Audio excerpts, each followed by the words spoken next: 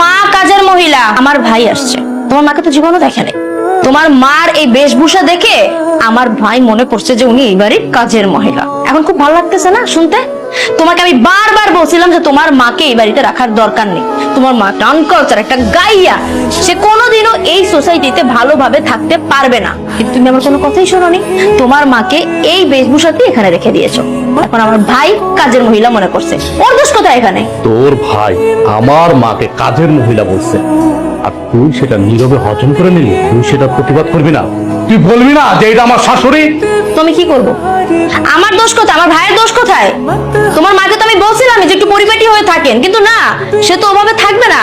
সে সারাদিন খাবে, দাবে, ঘুমাবে, এটা করবে, ওটা করবে। এই জন্যই তো তোমার ছোট ভাইয়ের বউ লাথি মারা বের করে দিছিল। কারোর সাথে তো চলা যায় না সমাজে, তোমার মাকে নিয়ে এসে আমার ঘাড়ে উঠছে। আর এখন বাণিজ্য নষ্ট করতেছে আত্মীয় স্বজনদের কাছে। ভাইয়া, আপু তো ঠিক কথা বলছে। আপনার মাকে তো দেখে কাজের মহিলাই মনে হয়। সে আপনার মা একটু মার্জিত, সুন্দর মতো চলাফেরা করবে, সুন্দরভাবে নিজেকে প্রেজেন্ট করবে। এরকম ভাবে থাকলে তো সবাই কাজের মহিলা বলবে। এই, একদম চুপ। তুই যদি আরেকটা কথা বলস, এই একদম চুপ। বেরো, বেরো আমার বাড়ি থেকে, বেরো। তাই তুমি আমার ভাইয়ের সাথে এরকম করছো কেন? তোর ভাইয়ের সাথে কি করবো? কি করবো তোর ভাইয়ের সাথে আমি? তোর ভাই আমার মাকে যা ইচ্ছা তাই বলবে, সেটা আমি নীরবে হজম করে নিব মনে করছি? কোনোদিনও না। আমি হজম করার মতো ছিলেন। এই, তুই বেরো আমার বাড়ি থেকে, বেরো, বেরো। পাউল জানি তো টাকা। তোর যেদিন থেকে আমি এই বাড়িতে বউ বানায় নিয়ে আসছি, সেদিন থেকে এটার বাড়ি না, এটা তুই জাহান্নাম বানায় ফেলছিস। তুই আমার মায়ের যে অত্যাচার গুলা করছিস, আমি এতদিন মুখ বুঝে সহ্য করছি। কেন সহ্য করছিস জানো? আমি মনে করতাম তুই এই নিশুদ্ধাবি, এই নিশুদ্ধাবি না। তুই শুদ্ধামের মেয়ে না। আসলে তোর বংশগত সমস্যা আছে। তুই সাংসারিক মেয়ে না, তুই সংসার করে খেতে পারবি না। তো আমি তোর এই ফ্যামিলিতে, আমার এই বাসায় আমি আর এক মুহূর্তে দেখতে পাচ্ছি না। তুই এখন এই মুহূর্তে আমার বাড়ি থেকে বেরোবি। আমি তোর ডিভোর্স লেটারটা পাঠাই দেবো। বের হ আমার বাড়ি থেকে, বের হ।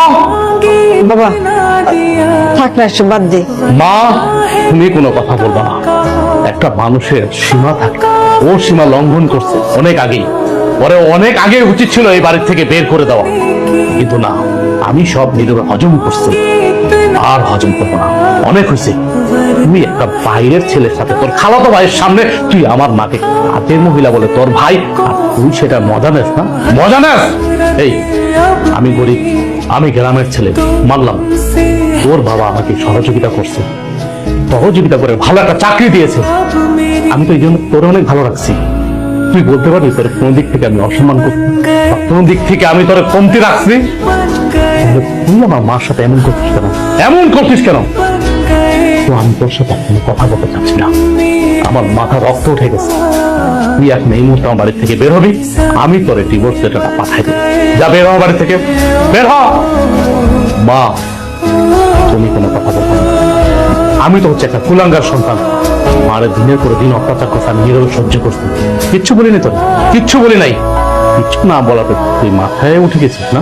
আর না, তোর সাথে আমি আর কোনো প্যাচেল পারবো না। বেরো, বেরো আমার বাড়ি থেকে।